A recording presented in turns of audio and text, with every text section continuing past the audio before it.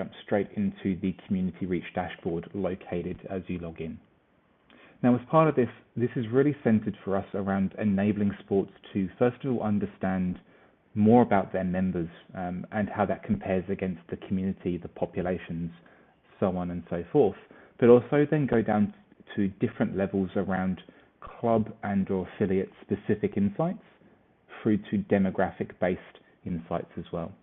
And really to help sports engage with local government, federal government where applicable, and funding partners to drive a better understanding of what their community looks like, which populations are you reaching, which populations aren't you reaching, what barriers may exist for underrepresented communities, and overall how representative your sport is compared to the community itself. You'll see this follows the same format as other dashboards in the sense you have your filtering at the top, you have your export functionality located here, and then in the panels which you can collapse or expand. Now in this example, what I wanted to kind of touch on first of all is our community engagement tab and panel. Now in this example, what we can kind of start to see here is the number of members that organization has and the community in terms of population that's in the specified drive time. Now this is obviously filterable based on minutes, so you can expand this to 30 minutes to get a better perspective. You can also then drag this out to an hour, or again, whatever the custom approach may be. And that's really relevant when you're looking at metro clubs and facilities versus regional clubs and facilities, where there is a known difference in travel time for sporting participation. So as I've expanded this drive time to 30 minutes, we can see how that's fluctuated the numbers around membership and obviously the community population in that area. You also see reference to our engagement rate, which is ultimately looking at a reflection of how well do you engage with the population in that specified catchment area as a percentage. You can also get more details around age, gender, household income, on average of the members of your organization, and then how that compares against the community. So as a starting point, for example, we can see that the household income of members on average is actually $268 more per week as a median household income versus the local population community. So what this tells me is that this particular organization, members-wise, is typically capturing more affluent people in that area.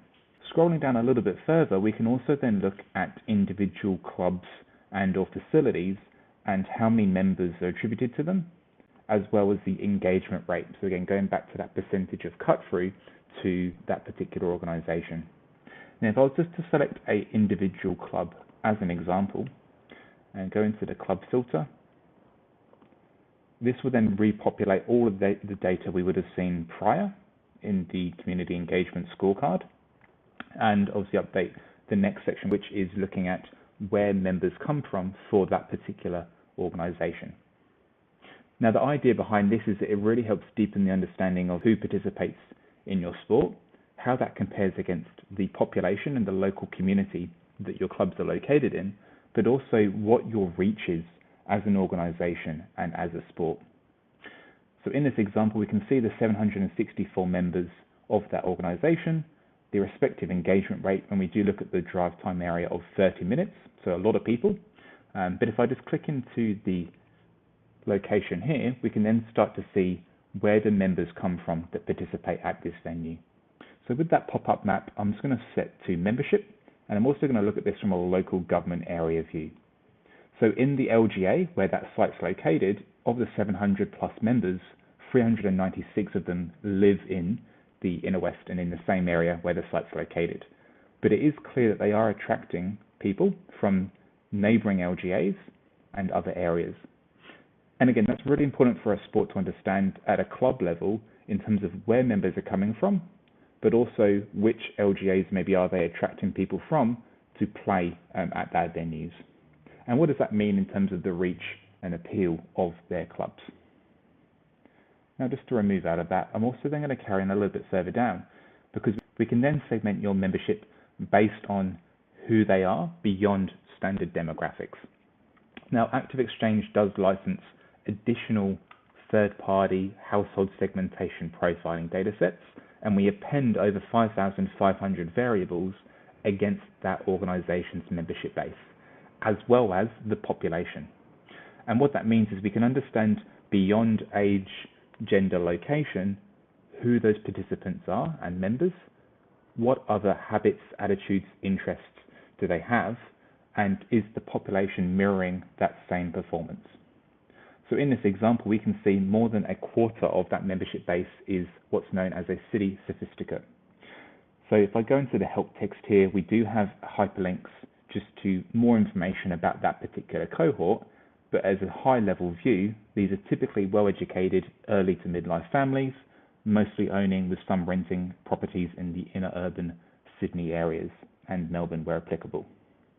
So higher income tied into that weekly household income scorecard factor we saw earlier. And that compares to the population, which is actually only a slight 10% of the total population in that area.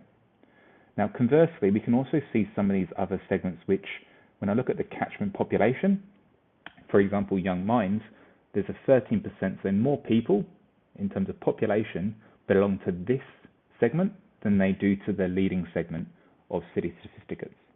Now, the representation of membership is significantly different, with only 1.57%.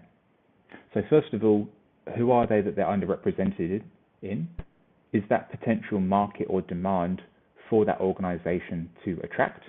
And if so, how do they learn more about them? We've also provided additional analysis around the demographic profile of that membership base. So again, for this particular club, on average, the age of their members is around 14 years old. They do have a percentage of members that are older and are younger, but their primary market is that 10 to 14, with over 50% of membership in that area. As we saw before, they're typically earning at a household level more income than the standard population view. And we can also see beyond that what level of deprivation factor they sit in. And again, for example, most of the members we see of this organization are in the mid to low tier, aka the mid to high affluency level of people that live in these areas.